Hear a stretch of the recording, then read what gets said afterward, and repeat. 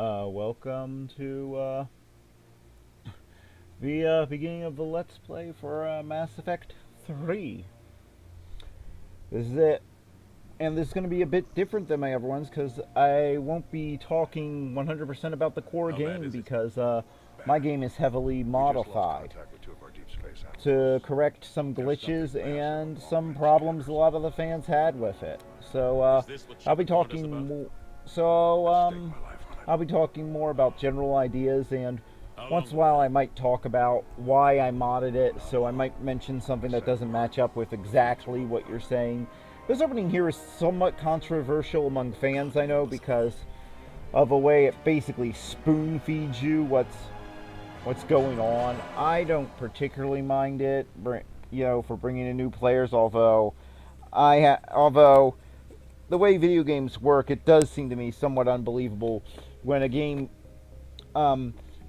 is famous for remembering your choices from previous games. When that's one of its big claim to fame, it does seem kind of weird to me that anybody would begin on part 3. It seems like even if you hadn't heard of it up until that point, I'm just myself, and most of the people I talk to says that they probably backtrack, they probably just, because it's not like Mass Effect 1 or 2 were hard to find in bargain bins in 2012, so it's not like it would cost you all that much. The real cost, I guess, would be the DLC. Commander. Yeah, he takes a lot. This character wouldn't be nearly as annoying. I mean, I can't say that Freddie Prinze Jr. isn't trying, and I'm not going to call racism on this, but you can kind of tell but the character as written just doesn't work.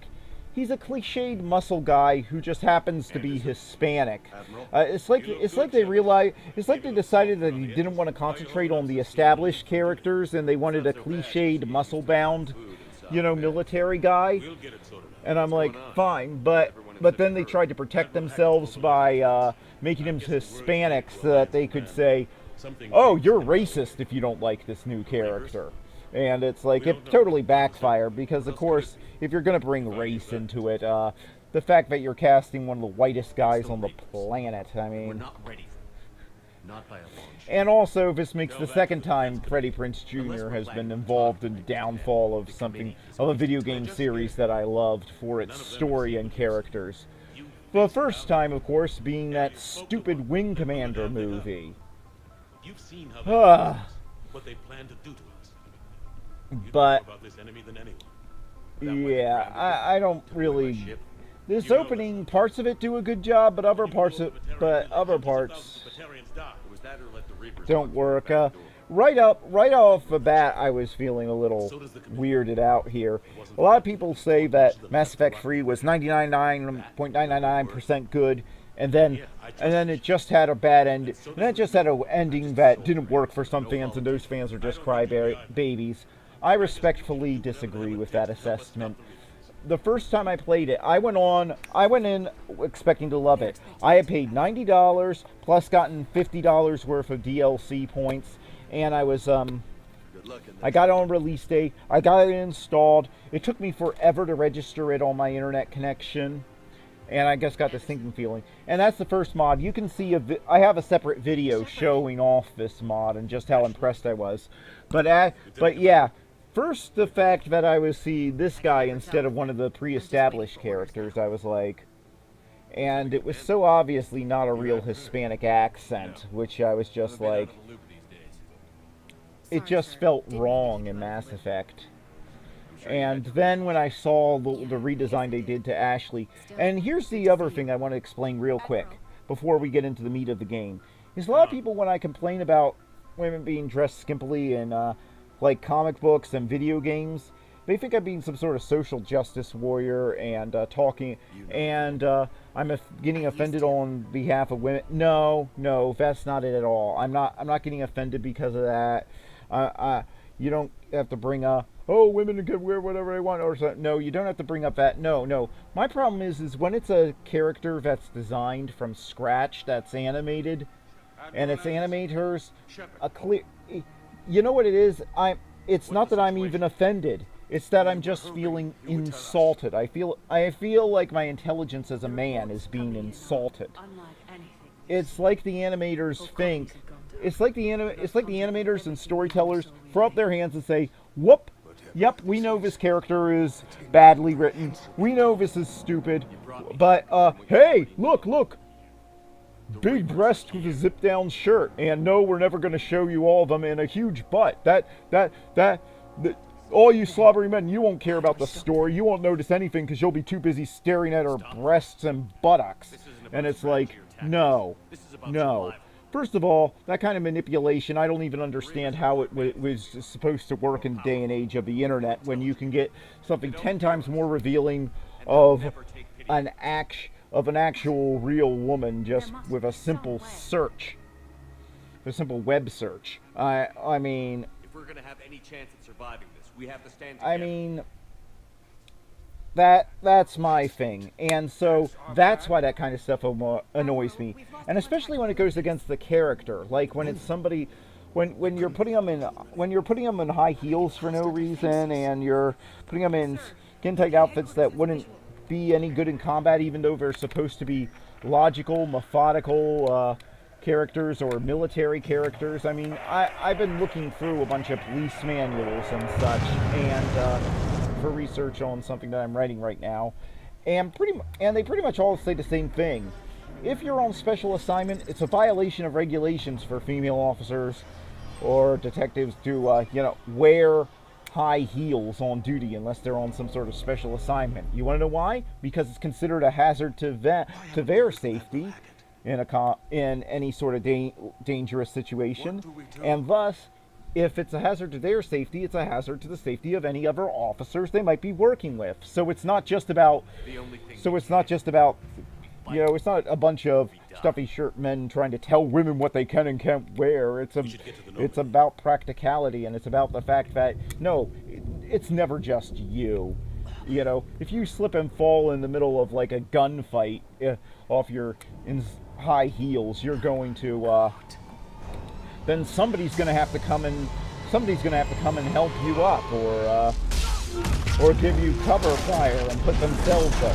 So yeah, I will say this opening, I do have some problems with it. I wanted the opening to be a little bigger. I was hoping the opening. I know this seems like a big opening, and this seems like a silly complaint, but right off the bat, when we get to the end here, I was a little underwhelmed. I thought that it would take a little while longer. I thought that you would have a couple missions on Earth before leaving. You don't, but that's just all down to personal preference. What I will say is at the end of the game, I think that it's obvious that it was cut and slashed, because I feel like there really should have been more missions on Earth there. That's a discussion for the time when we get to it. But anyway, yeah. When you meet Vega, I think that's Vega, who I'm just like, did they even look that up, or did they just say, oh, what's a Mexican name? Isn't that guy from Street Fighter from Mexico? Oh yeah, what's his name? Vega. It's way too much. Yeah, it's just like he's way too much of a cliche, and he's like, I guess he's not Jar Jar Binks level, but he is somewhat annoying. Another annoying thing is, as you can see there, they switched the buttons around. Ever since Mass Effect 1, Unity, the button that helps you revive squad mates, and in Mass Effect 2, restore your own health with certain upgrades, it has always been button 3. So by game 3, you're instinctively hitting button number 3 in order to revive your squad mates instead of going into the menu. Here, they switched it to number 1. Why you would do that, I don't know. That would be like if in Super Mario Bros. 3, can you imagine if they switched the jump and run buttons on Super Mario Bros. 3? Can you imagine how people would have reacted? I don't think it would have gone over very well. So that was another thing, is it seemed like it was either a separate design team or a design team that just didn't care about the long-term fans, and I think EA was just saying, screw the fans. Make sure it appeals to everybody. Oh, we have this one 13-year-old who would rather Unity be button number 1.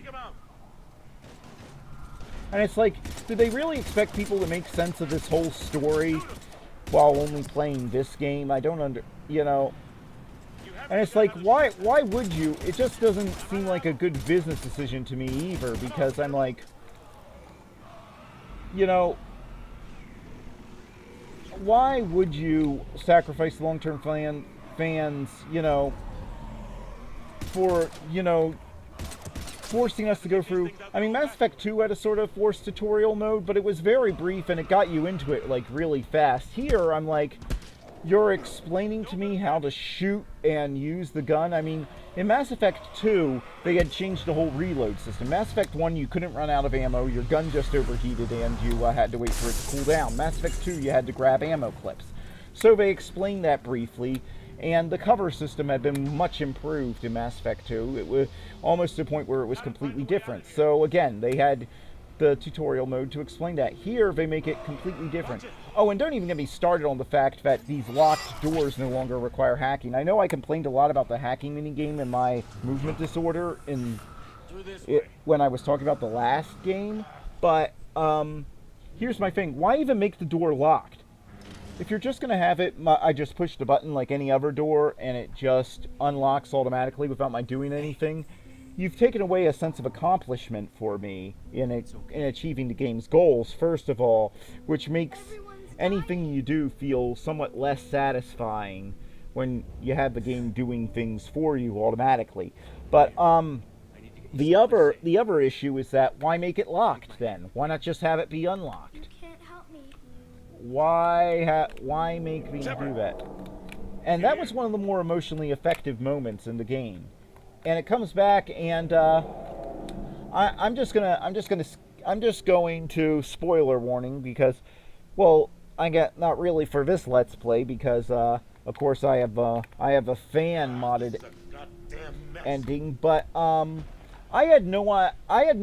here's my thing is that until the ending of the game, that kid, I had no problem with Shepard having nightmares featuring that kid because he represents, in Shepard's mind, he's like the avatar for every single person Shepard can't save in this war. That's great and extremely effective. Making it part of something bigger, some sort of mind game thing, and then never explaining what the mind game is, and then it not making any, and then, our fans having to make up theories to explain it, that doesn't appeal to me. You said it yourself. Which is one reason why I really like the fan-made ending to this game, is because it doesn't even bring it up. It just leaves you to think, yeah, it's just a nightmare. It's just the horror of a war coming down on Shepard. And yeah, the one thing this game does do in several places is it does do a good job of bringing home the how total the war is and making you feel emotionally connected to it. Now, I think it could have done an even better job if they hadn't sidelined so many of the fan favorite characters from the previous games. Then, I mean, look at that. That's scale. Now, if you hadn't sidelined so many of the characters from Mass Effect 2 and actually showed this affecting them and had them on my squad and had me able to talk to them, it would have been even more effective. So I think I mean, look at this. And every time you get near Anderson, he like magically teleports ahead. That to me is poor programming, and it's just doing a tutorial level to do a tutorial level, and it's like, no, we had that in Mass Effect 2 because the game mechanics changed so much. We didn't need it in this game. But don't worry, these commentaries, it won't be all my complaining. There are some, one thing is the in-gameplay graphics are better. The other thing that gave me a sinking feeling is, take a look. They've added a lot more detail to the character faces. But here's the problem. I actually feel less connected to these characters with these faces than I do. In some cases, I don't even recognize the characters. Like Ashley, until he said her name, the default Ashley in the game, not only is she dressed the way that I can't see Ashley ever dressing. The Ashley that joked about, I'm not getting into miniskirts and a boot in the first, and boots in the first game. But I didn't recognize her face until the Shepherd said that it was her, the default one. But you don't see. But if you look, the faces are a lot less expressive. The detail's been brought in at the expense of expressiveness, and to me, that's always a mistake. One of the great things about classic Disney animation, if you ask me, is that you can always read the emotions on the characters' faces. Disney, he went for realism, but he went for what I call stylized realism, and that's what Mass Effect 2 did, and Mass Effect 1 did a pretty good job, but Mass Effect 2 was really good at that, and I could always tell what emotion the characters were showing. Here, half the time I'm not sure. It's like when you go, it's like one of the reasons why, if you want to know why, there are technically much more detailed puppets on the market than say, than the ones produced by Jim Henson's Muppet Workshop. But the reason why people make a connection with them is because while their faces lack detail, and while Kermit can't blink his eyes or something, his face is very flexible. And he can, and pretty much with his mouth and the way that he turns his head, because of that flexibility, he's able to express any emotion you could possibly, he's able to express any emotion from melancholy to happiness to confusion to frustration to, out of control, to just being out of control, to just out of control anger. He's able to express all those emotions and go through them. And he's only able to do that because his face is flexible. Now, yes, that is bought at the cost of, because you couldn't get that degree of flexibility with a pre-made, sort of porcelain or wood face like most puppets were made out of, before the Muppets came around. And to me, that's what happens here. I mean, if you look, their mouths just open and close. They even embodied it at the expression of lip sync. If you look, their mouths just sort of flap open and closed in this game. That's not my computer capturing the lip sync wrong. That's the game working. I've seen other people's Let's Play. I've played this game on the Xbox 360. Within a month of it being released, I got it used for $2 on Amazon, or was it eBay? One of those two. So that tells you just how bad the fan response was to that ending, and why, I don't think slashing and burning a game's story, when it's a game like this, I don't think slashing and burning the story and gameplay features to meet a release date that you think will be the best from a marketing standpoint. I think long term that spells a loss. That's bad business. And that's one of the reasons why I think a lot of us raised our voices, is we saw that this was going to hurt Mass Effect in the long run, and it did. I mean, just look how long we're waiting. Mass Effect 4, still, there's no sign of it. They've just been saying that it's coming for Xbox One and PS4 since those systems were released, but there's no sign of it. And by the time it comes out, if it's the first part of a trilogy, it won't be happening on this generation of consoles, because by the time it comes out, there won't be enough time to release the sequels on those same consoles. So they'll either have to drop the making your choices matter or aspect, which is what makes Mass Effect, and that's one of the problems with this game too, is that your choices end up not mattering in a lot of cases. They simplify them, where they just cheat. And that was something that they were so brilliant with not doing in Mass Effect 2. That's why it stands out so much in Mass Effect 3. That's what I think a lot of people who took personal offense don't think, is that a lot of the fans we were saying, no, you could easily fix this. You can fix this with patches. You can fix this with DLC. And I remember a lot of them, the moment that it starts, the moment we started pointing out the problems. The thing we kept saying on the message board, and that a lot of us would get banned for our trouble, was that we'll pay for the DLC. If you fix these problems we have with the story, with the sidelined characters, I'll pay for each piece of separate DLC. I'll pay for for Miranda in the last 3 missions of the game as a squad mate DLC, because that's what logically makes sense. You'll see what I mean. I'll have to talk about that when it comes. I'll pay for the get to see Jack in combat again. I'll pay to have Grunt brought back in as a squad mate. I'll pay for you to make an adjustment on the graphics, or although that could probably be done with a patch. Some of the patches they had to release for this thing were flipping huge. And this is one of the most emotional. But here, before I'm not going to keep complaining, because this is one of the best emotional moments in any video game I've ever seen. And this is one of my favorite pieces of music from a video game. Most video game music doesn't rank the same as film music because it doesn't get into the emotion. It's more like something cool to be going on in the background and just loop while you're playing the game. This is actually tied to an emotional moment. And this is more of what the game should have been.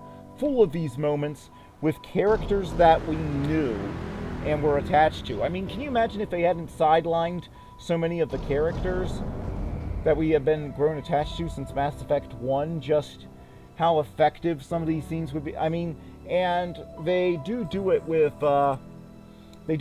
right with 2 characters, basically.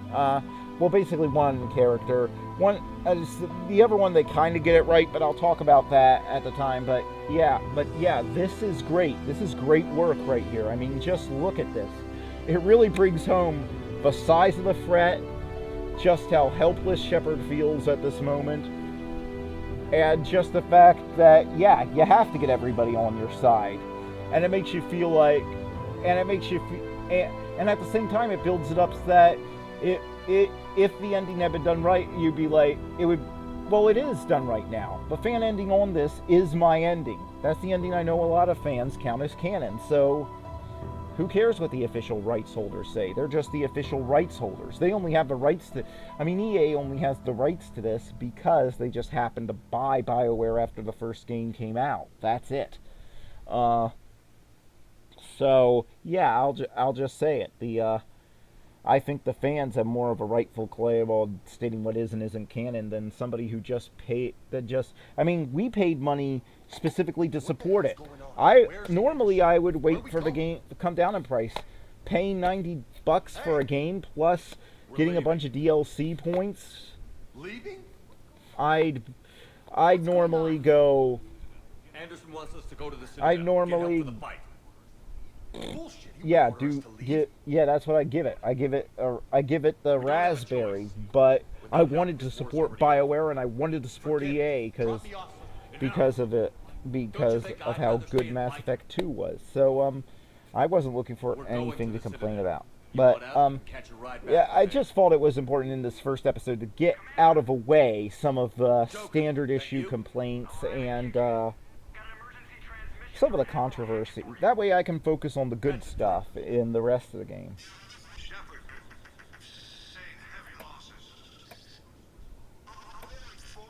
Here's a point of logic. I think this was added at the very last minute when they decided to change the ending and make it not reliant on you building alliances, but make it reliant on alien space magic to defeat the Reapers. They added in him and Liara saying that we can't win this conventionally, and it feels like a last-minute line. But I have to ask, because on the Galaxy map, and he talks about not losing control, getting this done before you lose control of the system. Well, I have to ask, how on Earth, if they're not defeatable by conventional means, first of all, how on Earth did we defeat Sovereign? Oh yeah, we had to get past his shields. But once you got past his shields, it took one fleet, that's all. Just one pass really to bring Sovereign down, and he was the class of Reaper that it's the largest there actually are. And I just wanted to show you this. That's another thing they did right. They got the game saving actually takes place during the game, the autosave, and they got the load times way down. I'm really impressed with that. Without really requiring better hardware or anything. I mean, just compare that to Mass Effect 2 and Mass Effect 1, and it's like, wow, it's just there. A whole level just loading like that, and limited loading instances in levels. It's like, that's something that's very impressive about modern gaming in general, and that sort of thing I like. And also, they didn't mess too much in the combat with what worked. And I do like they expanded your options for upgrades. I think they found a sweet spot in this one between customizing the guns and having to collect too many things for upgrades. In Mass Effect 1, you had too many options, you had too much stuff to sort through, and you spend like half your playtime sorting through stuff and stuff and stuff and stuff for your armor. Upgrade, multiple upgrades for your armor, multiple upgrades for this keeps multiple upgrades for each gun, and this keeps a lot of your upgrade powers, but it streamlines them to the point, and you can do all your upgrades of powers and such from the pause menu instead of having to go to a specific room in the ship, which is a huge improvement. And at certain points you can do it at mid-mission. Again, huge improvement. And you just, buying new, and you can just buy upgrades for the guns and everything, and it's like, and again, some of the atmospheric effect, very impressive, and I really like, besides some of the character redesigns and the fact that their faces are so stiff when they're trying to move, and their eyes sort of like, I mean, there's a scene earlier where Anderson, he looks to the side and his eyes sort of like go like he's demon possessed for a second there, and it's like that's how inflexible the character models are, is that the muscles around the eyes don't move with the eyes anymore. There really aren't any muscles around the eyes that move with the eyes, so it gives it this. So despite the fact that there's more detail on them, they actually seem less human. But yeah. But again, this is all very creepy, but again, I'm just going to say once more, I just don't get the logic of the statement that you can't defeat the Reapers conventionally. Well then, what's the point of forming alliances, and how on earth are you holding them off for any amount of time? Shouldn't they be instantly wiping everything out then? I mean, if you're able to hold them, the only way to hold an enemy is if you pose some sort of danger to that enemy. That's how a smaller military force is able to hold off a larger, better armed military force in some instances, because the larger military force is in fact scared of losing some of the men that they have. So unless you have to have some sort of heavy religious indoctrination or religious or other ideological indoctrination somehow in order to get people to disregard their own safety completely and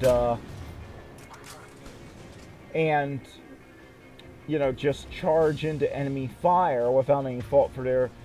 So that means that you must be able to hurt the Reapers. So the only thing that would slow down the Reapers is if the only thing that would logically slow down the Reapers is if they were, somehow. What's Cerberus doing here on Mars? Is if they were being cautious because they're afraid that you're going to destroy some of them.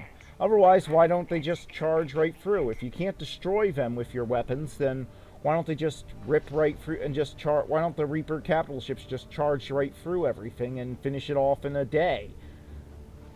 Oh, and a lot of people give Ashley a ton of garbage for this, and I know I addressed this in Mass Effect 2, but I'm just going to say it again. Shepard was part of the galactic equivalent of ISIS.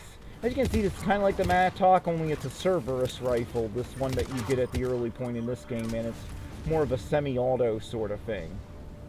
I kind of like it, but I prefer the Mattock for my being able to completely control its rate of fire. But, I can't blame her for being suspicious. I mean, she can't even be sure if this is Shepard and not some sort of clone or something. I mean, there's no way for her to know. And the last time she saw him, he was working with the galactic equivalent of ISIS. So of course she's going to be suspicious. I think as a character, she was falling apart if she hadn't, because I'd be like, No, first of all, she was never this big of a xenophobe to just go along and just assume somebody who was working with Cerberus was on her side. Second of all, her whole plot arc in the first game was her from working with aliens, her becoming less Cerberus doing here? and less xenophobic. So it would be like she was forgetting everything you had gone through in. So in its own way, I know a lot of people say that this is her forgetting everything you went through the Mass Effect 1. But no, that would be even more her. I mean, let's say that she can be 100% sure that this is the real Shepard, that he's not a clone. Okay, let's just say that. Okay, how does she know he hasn't been subjected to some sort of brainwashing? He went through, as far as she knows, he went through a near-death experience. He says he's come back from the dead. That to a normal person, that would say that you're delusional right there. And Shouldn't have to explain myself. But he disappeared for 2 years. That's more than enough time for somebody to be brainwashed and indoctrinated. Especially as this is a universe where exposure to Reaper tech causes you to think their way and to become one of their servants and to serve their master plan. And guess who throughout the series seems to have been collecting Reaper tech? Why, Cerberus, the very organization he's working for. Even if she can be 100% sure it's him and 100% sure that, okay, let's say that he's being 100% honest, or he thinks so. How does she know he doesn't have some sort of secret programming in his head? How does she know that he's not just a shadow agent? Yeah, he's not just some dark agent, and he does know what he's doing, and he's trying to manipulate her. There are all sorts of things that could be going on that, yeah, I don't think Ashley does anything out of line in Mass Effect 2 or this game. I can think of, you know, I can keep going on and on. Yeah, Liara is pretty much the only one you get from... Liara is pretty much the only one you get throughout the whole game. She's the only old squad mate you get throughout the game, and it's like, how? Why'd you come here? It's like, why would you do this? Said you'd know what was It's going almost like the writers... I don't know who they say is the canon love interest according to writers. I don't know. I don't care. But it's like they're saying that she's the love interest and in all three games, and you, if you think it's somebody, if you chose somebody else because hey, we're gonna make her the only one you can actually talk to and actually have on your squad for most of the game. So when you destroyed the Alpha Relay, you bought us it's some time, like but then you were under it's like investigation. you once you know that the people that there were major rewrites done on this game by people who hadn't written for the previous games and who actually locked out a lot of the writers and programmers from the room when they rewrote parts of this game, you can tell because there seems to be a level of disdain for the player and their choices and just, it's our way or no way. This is ours. And all their public relations statements were a disaster. And again, I'm pointing this out not because I hate BioWare or I hate EA. I'm pointing out because I want them to, because we all pointed it out at the time because we wanted them to do a course correction and we wanted them to fix it before they did permanent damage to themselves and the brand. We were like, no, you guys, you had it. You had it with Mass Effect 2. You just had to fix one or two tiny little things, you know, give us more upgrade powers and stop and let us buy some upgrades for our weapons and, you know, a couple of tiny little things and just carry on the way that you did Mass Effect 2 and we'd be golden. Just might be something Cerberus would be interested And yeah, if you want to know, I'm playing, and as I mentioned, I'm playing a modded version of the game. With, the names of the mods and the website where you can find them will appear in the credits at the end of each video. I don't know how to do the sort of annotation thing where you put like links inside the video where you click on it. So I don't know how to do that. Now, installing the mods, the instructions could look a little complicated, so if anybody watches this and you want to know how to put these mods in, put a comment in the video below, and if there's even one person interested, I'll make a video showing me. There are several different ways that you install mods for Mass Effect 3, but there's one that's more common than others, and it's how pretty all the mods that I have here were installed. So Secure station. How did Cerberus get in? I'll put a video explaining step by step how to do that. Sort of in the spirit of the video I put in, but done better this time. Could they be working? The video I put on it telling how to stop Windows Media Player from looking for a network on Windows 7. That seems to be the most popular video on my channel, because I guess because it's so helpful. And I'll put a video there explaining how to do the modding if you have. And that's why number one, I recommend the PC version. I'm not the PC master race by any means. I'm just fine with consoles. I mean, I was very old when my family got our first computer. I mean, I was like I forget, like 10, 11, something like that.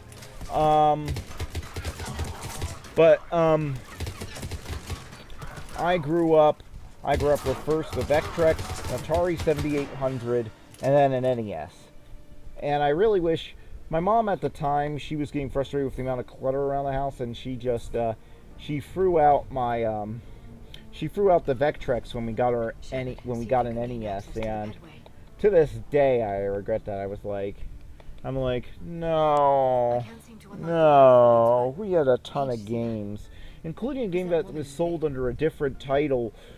I've only ever found under a different title, but but the version we have, I swear, was called Star Trek: The Motion Picture of a Game. It's one of the first examples I can actually find of like the space sci-fi shooter with levels and like where you would like reload to rearm your ships and you would have a thing. The Vectrex controller had 4 buttons, and one of them was you couldn't keep your shields up all the time or you'd drain away all your energy. So what you'd have to do is you'd have to raise your shields just as the enemy was firing and time it right so that it hit the shields and not your ship and such. It was a really cool game, and it's like it had some generic type. Every other copy I've seen this thing on YouTube and such, but it's always under some generic title. And but the copy I had, I swear. And also, the enemy's ships are slightly redesigned in the versions I've seen on YouTube. Whereas the version that I have, this is another impressive thing, is seeing this firefight going on here. And it not being a cutscene, it being, interactive. I mean, back in the day, that could have only been done as a cutscene, and you would have had to have waited for it to load. But anyway, I swear, this game, the version I had, it must have been a limited run to tie in with the movie, although this was years after the movie, so why they didn't tie it in. Vectrex didn't come out until Wrath of Khan was the most recent movie, and Star Trek 3, The Search for Spock, was the one being announced, so I don't understand why they went with the title Star Trek: The Motion Picture of a Game, because not only is that clunky, but it's like, it didn't have anything to do with Star Trek: The Motion Picture, because you either had what were pretty good vector graphic renderings of the old Romulan birds of prey from the TV series, and the Klingon battle cruisers, and I think birds of prey, and it's like something that they looked like Klingon birds of prey, which weren't introduced until Star Trek 3, which always puzzled me to why it was going to tie into Star Trek: The Motion Picture instead of Star Trek 3, because it would seem like because that was the movie that introduced the Klingon birds of prey, and at the time it would have been the most recent movie, and at least Kirk is fighting Klingons in that one, so while neither movie it would have had much to do with the story, the game wouldn't have anything to do with the story at all, but it had a little more to do. And I love this. This is one of my favorite parts. Is there are some more deformable things. Is just opening up all these guys and getting them before they check in.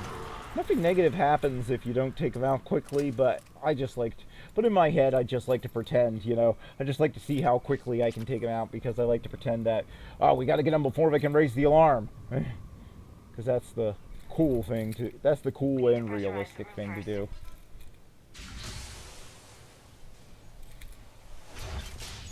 You might want to think about cleaning out those vents.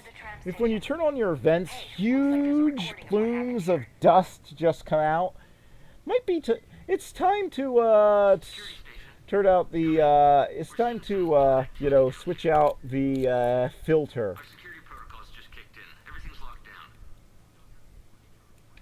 Doctor, I'll get you a report as soon as... Yeah, for some reason, sometimes when I'm playing this game, the sound goes out of sync with that video up there, and sometimes it doesn't. I have no idea what governs it. At first, I thought maybe I was using up too much RAM, but whenever I do these Let's Plays, I never have anything else running in the background, so I always end up, Stopping the Reapers is the only thing we should be focused on. It's not your fault. But what if we're wrong? What if there's no way to stop them? What if these are our last days and we spend them and they screwing never around trying to ask solve a these, problem we and they can't never fix? answer this question, and then the answer turns out to be, yep, that's exactly what you're doing, pretty much. I don't know how You to either do it. betray your ideals in the official ending. I'm not going to go into it. A lot of people better than me have gone into it, and if somebody expresses interest or confusion or wants this clarified, We'll stop them, Liara. in my description for the last part of this, I'll put links to some of the best YouTube videos I've seen explaining this. We can get to the labs and So try are a quick, station through peppy, there. and funny and entertaining, and Let's move. I'll explain that. But basically they tell you, yep, you either betray your ideal, the ideals you thought you were fighting for free games, or you know, well, you know, 2 games and most of the game free, or you are fighting a hopeless cause, and you should have just gone and run and waited to the. And I'm like, Contamination protocols. With the staff still inside. yeah. As you can probably tell, I'm cutting past a bunch of combat stuff because, you know, who needs me? You don't need to see me fighting a bunch of Cerberus bugs. That's the closest Mass Effect ever comes to being missed. Not that I'm complaining. I'm not saying Mass Effect should be missed. I'm just saying this puzzle, the closest it comes, and it's pretty simple. I don't know. Whenever I think of puzzles in a video game, I always think of Myst is always the first place I go. I guess it shows my age, because even before my family had a computer, I had heard the name Myst. That's how big it was back in the day. It's like Myst is almost an unheard of thing to modern gamers, and its sales numbers these days don't look too impressive compared to something like Call of Duty or something like that. But at the time, it was massive. I mean, massive. You didn't have to be a gamer to have at least heard about it or seen a screenshot of it or something, because it's sort of, and Is that the only way in? it's not an exaggeration to say it helped sell the CD-ROM drive for the PC, because there was no way to get I'll move up first. some of what it did onto a floppy disk, and it was the first major game where there was absolutely no way, where there wasn't a version of it that like was scaled down, that didn't have the audio or video effects to up until that point. Damn it. Again, this adds a little bit of variety to the combat, so I kind of like it, although you can tell they weren't used to doing something like this, and it kind of feels awkward on the keyboard. And I wouldn't mind that so much, and I prefer keyboards to controllers most of the time. In fact, I wish all the major consoles, they all have USB ports on them. They all have had them since the Wii came out. Get me outta here. I wish that they'd let you, if you prefer it, they just let you plug in your keyboard. They let you plug in your keyboard and mouse. They all of the operating systems that run the major consoles now are some variation of an actual operating system for a PC. So it's not like it would be that hard, you know. And you could just say, you know, just put a disclaimer saying that we don't guarantee that your particular USB keyboard and mouse will work, just in case somebody has some weird brand, and you won't get sued. And I said, just let me use my keyboard and mouse. Like, for instance, if you're only going to release a strategy game like Halo Wars on the console, and that is the only strategy game I think that's ever worked on a console. But still, if you're only going to release it on the console, and the console has a USB port, would you mind just leaving a mouse, letting me put my keyboard and mouse into it, just in, you know, then I don't have to go through the learning curve at all. But, whatever.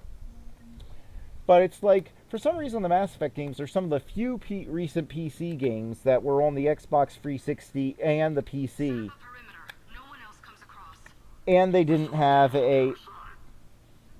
No one. And they didn't have... And they don't support Looks like they've made it to the archives. plugging in your And it looks Xbox like 360 they're all sitting controller through the Can you override? USB port. The archives on your are a separate PC, and network. I'm They're like, completely locked out. really? Not completely. Because that's a really What if we popular could find a feature. short-range transmitter? I mean, Helmet to helmet. don't get me wrong. I'm not And saying that it then should be we can required or benefit anything. I'm with just it. saying And that the Alliance forces have been one of the taken most care of. popular things I've Good seen idea. lately, and it just See what you sells can find. controllers for Microsoft. So I'm like, What?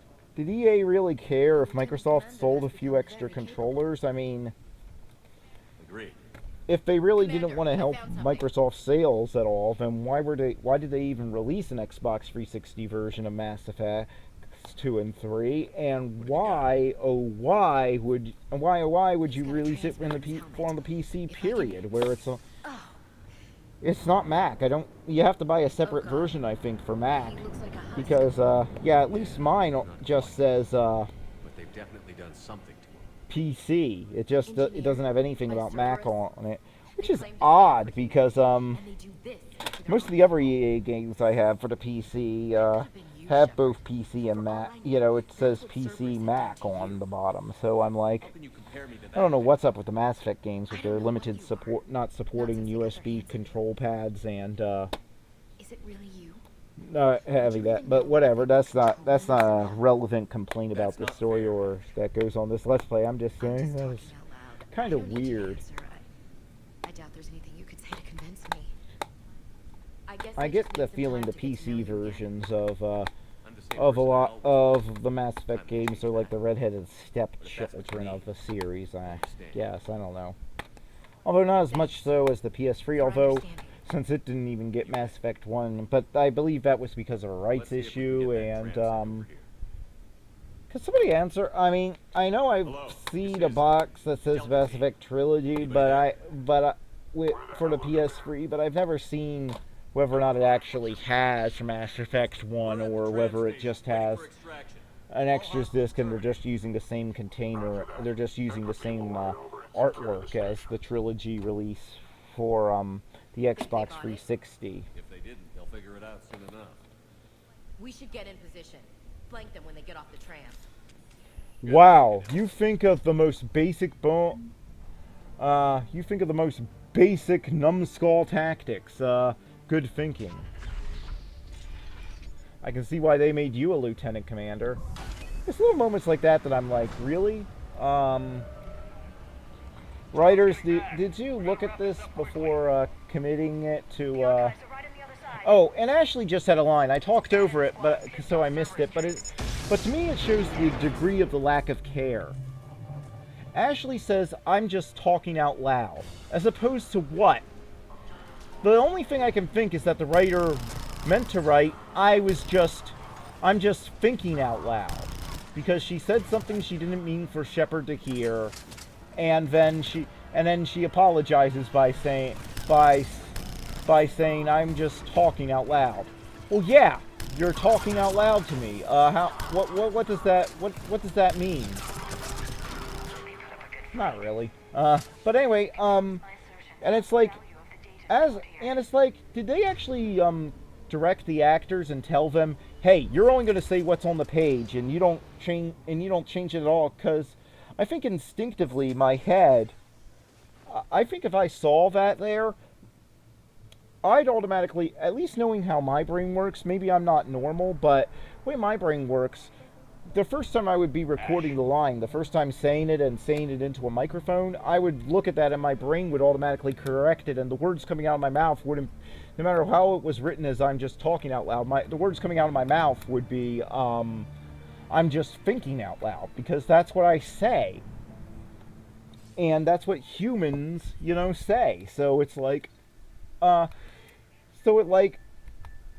not blaming the actress. I'm not saying that she should have followed that, but I'm saying you think the director or somebody would have said, okay, that's obviously a mistake. Let me cross that out here, cross out talking, put thinking, because that just sounds stupid. And on a game with a massive budget like this, you know, in the millions of dollars, it's ridiculous that something like that would get through. I mean, it's not. I mean, here's the thing: I can excuse something like that when it's a dub coming in or a translation coming in from Japan, but no, this was made by BioWare, and they're in the English-speaking part of Canada. And no, I've seen Canadian programming, I've seen British programming, I've seen English language programming and other programming anywhere, and I've never heard anybody use the phrase, I'm just talking out loud. That can't be, I don't think that's a phrase anywhere. That was clearly a typo, and they actually went to the trouble of keeping it in. Either that or the actress, you know, she's better than me, and she at reading what's on the page and not auto-correcting it herself, and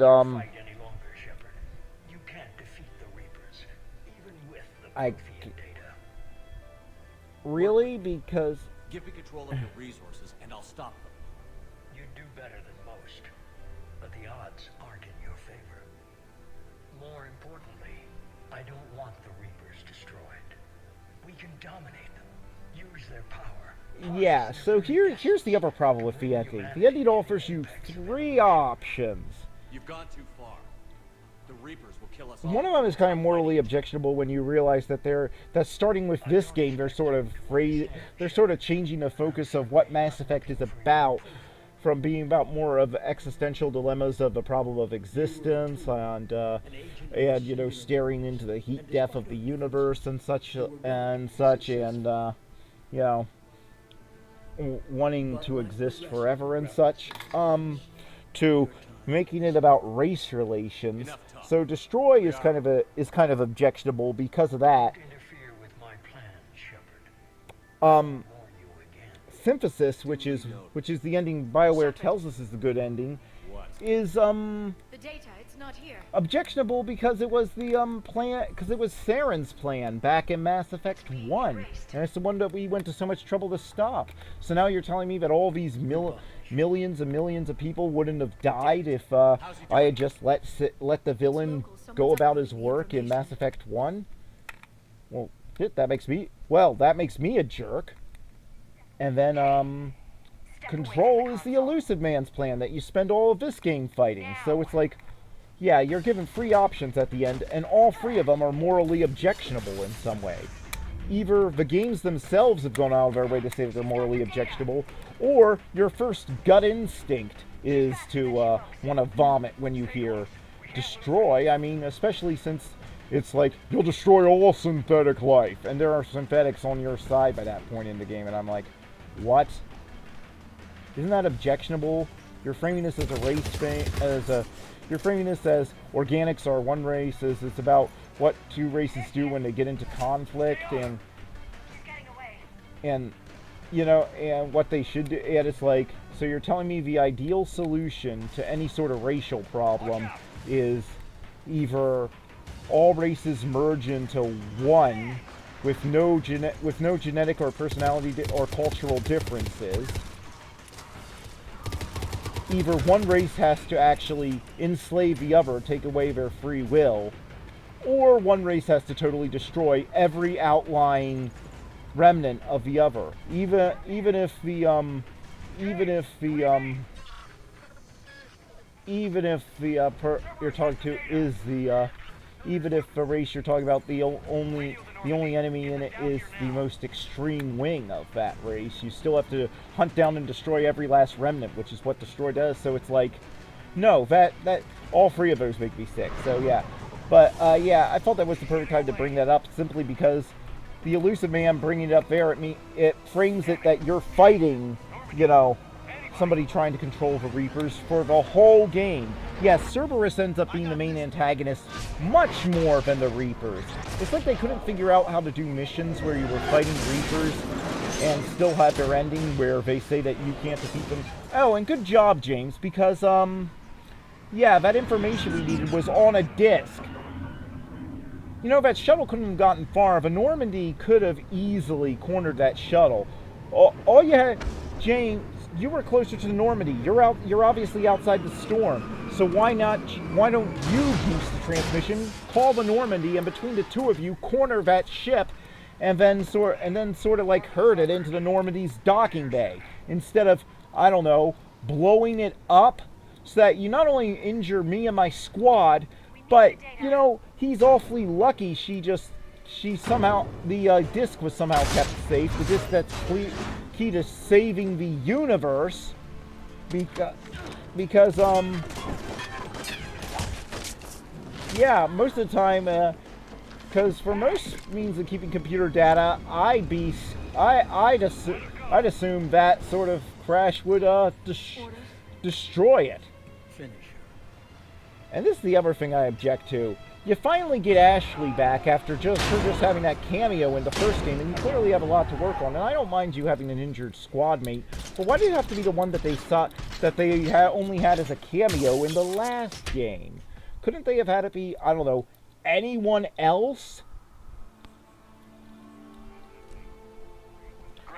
Or, you know, make it possible to make the choices in such a way, let me assign whoever stays with me and whoever goes with the shuttle, wherever it's Ashley or James, and whoever that is, have that one get injured, so that if you're like me and you can't stand James and the fact that he's taking time away from other characters I find much more interesting than I care more about, I could, save him. I could just get him sidelined for half the game. But anyway, here's the thing, is that you saw how close those Reapers were. How can we not defeat them conventionally?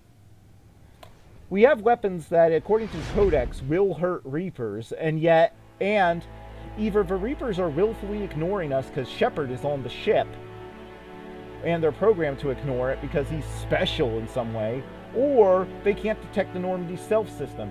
Either way, you've got the perfect weapon for delivering death blows to the Reapers, just coming up point-blank range and just repeatedly firing that cannon into them. What can they do?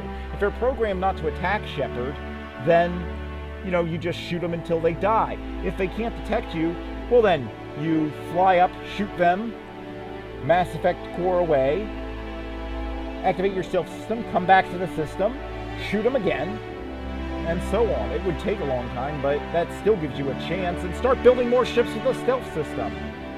But anyway, yeah, here's the list of the mods. Anyway, the rest of the commentary, I promise, won't be like this. Alright, see you next time. Bye.